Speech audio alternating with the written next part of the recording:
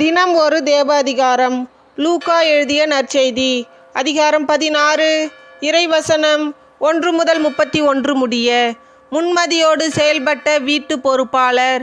இயேசு தம் சீடருக்கு கூறியது: செல்வர் ஒருவருக்கு வீட்டு பொறுப்பாளர் ஒருவர் இருந்தார். அவர் தம் தலைவரின் உடைமைகளை பாழாக்கியதாக அவர் மீது பழி சுமத்தப்பட்டது. தலைவர் அவரை கூப்பிட்டு, உம்மை பற்றி நான் கேள்விப்படுவது என்ன? உம் பொறுப்பிலுள்ள கணக்கை ஒப்படையும். நீர் இனி வீட்டு பொறுப்பாளராய் இருக்க முடியாது என்று அவரிடம் கூறினார். அந்த வீட்டு பொறுப்பாளர், நான் என்ன செய்வேன்? வீட்டு பொறுப்பிலிருந்து என் தலைவர் என்னை நீக்கிவிடப் போகிறாரே. மண் வெட்டவோ என்னால் இயலாது, இறந்து உண்ணவும் வெட்கமாயிருக்கிறது. வீட்டு பொறுப்பிலிருந்து என்னை நீக்கிவிடும்போது பிறர் என்னை தங்கள் வீடுகளில் ஏற்றுக்கொள்ளும்படி நான் என்ன செய்ய வேண்டும் என எனக்கு தெரியும் என்று அவர் தமக்குள்ளே சொல்லி கொண்டார். பின்பு அவர் தம் தலைவரிடம் கடன்பட்டவர்களை ஒவ்வொருவராக வரவழைத்தார். முதலாவது வந்தவரிடம், நீர் என் தலைவரிடம் எவ்வளவு கடன்பட்டிருக்கிறீர் என்று கேட்டார். அதற்கு அவர் 100 குடம் எண்ணெய் என்றார். வீட்டு பொறுப்பாளர் அவரிடம், இதோ உம் கடன் சீட்டு, உட்கார்ந்து 50 என்று உடனே எழுதும் என்றார். பின்பு அடுத்தவரிடம், நீர் எவ்வளவு கடன்பட்டிருக்கிறீர் என்று கேட்டார். அதற்கு அவர் 100 மூட்டை கோதுமை என்றார். அவர், இதோ உம் கடன் சீட்டு, 80 என்று எழுதும் என்றார். நேர்மையற்ற அந்த வீட்டு பொறுப்பாளர் முன்மதியோடு செயல்பட்டதால் தலைவர் அவரை பாராட்டினார். ஏனெனில் ஒளியின் மக்களை விட இவ்வுலகின் மக்கள் தங்கள் தலைமுறையினரிடத்தில் மிக்க முன்மதியுள்ளவர்களாய் நடந்து கொள்கிறார்கள். ஆகையால் நான் உங்களுக்கு சொல்கிறேன், நேர்மையற்ற செல்வத்தை கொண்டு உங்களுக்கு நண்பர்களை தேடிக்கொள்ளுங்கள். அது தீரும் பொழுது அவர்கள் உங்களை நிலையான உறைவிடங்களில் ஏற்றுக்கொள்வார்கள். மிக சிறியவற்றில் நம்பத்தக்கதவர் பெரியவற்றிலும் நம்பத்தக்கவராய் இருப்பார்.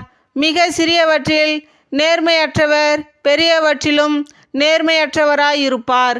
நேர்மையற்ற செல்வத்தை கையாளுவதில் நீங்கள் நம்பத்தக்கவராய் இருந்தால் யார் உங்களை நம்பி உண்மை செல்வத்தை ஒப்படைப்பார்? பிறருக்கு உரியவற்றை கையாளுவதில் நீங்கள் நம்பத்தக்காதவர்களாய் போனால் உங்களுக்கு உரியவற்றை உங்களுக்கு கொடுப்பவர் யார்? எந்த வீட்டு வேலையாலும் இரு தலைவர்களுக்கு பணிவிடை செய்ய முடியாது. ஏனெனில் ஒருவரை வெறுத்து மற்றவரிடம் அவர் அன்பு கொள்வார், அல்லது ஒருவரை சார்ந்து கொண்டு மற்றவரை புறக்கணிப்பார். நீங்கள் கடவுளுக்கும் செல்வத்துக்கும் பணிவிடை செய்ய முடியாது. திருச்சட்டமும் இறையாட்சியும். பண ஆசைமிக்க பரிசேயர் இவற்றையெல்லாம் கேட்டு இயேசுவை ஏளனம் செய்தனர். அவர் அவர்களிடம் கூறியது: நீங்கள் உங்களை மக்கள் முன் நேர்மையாளராக காட்டிக்கொள்கிறீர்கள். கடவுள் உங்கள் உள்ளங்களை அறிவார். நீங்கள் உங்களை மக்கள் முன் உயர்ந்தவர்களாக காட்டிக்கொள்வது கடவுள் பார்வையில் அருவருப்பாகும். திருச்சட்டமும் இறைவாக்கினர்களும் யோவான் காலம் வரையிலும் தான் அது முதல் இறையாட்சி பற்றி நற்செய்தி அறிவிக்கப்படுகிறது. யாவரும் இறையாட்சிக்குட்பட நெருக்கி அடித்து கொண்டு வருகிறார்கள். திருச்சட்டத்தில் உள்ள ஓர் எழுத்தின் கொம்பு அழிவதை விட விண்ணும் மண்ணும் ஒழிவது எளிதாகும். தன் மனைவியை விலக்கிவிட்டு வேறொரு பெண்ணை மணப்பவன் எவனும் விபச்சாரம் செய்கிறான். கணவனால் தள்ளப்பட்ட பெண்ணை மணப்பவனும் விபச்சாரம் செய்கிறான். செல்வரும் லாசரும். செல்வர் ஒருவர் இருந்தார். அவர் விலையுயர்ந்த மெல்லிய செந்நிற ஆடை அணிந்து நாள்தோறும் விருந்துண்டு இன்புற்றிருந்தார். லாசர் என்னும் பெயர் கொண்ட ஏழை ஒருவன் இருந்தார். அவர் உடல் முழுவதும் புண்ணாயிருந்தது. அவர் அச்செல்வருடைய வீட்டு வாயில் அருகே கிடந்தார்.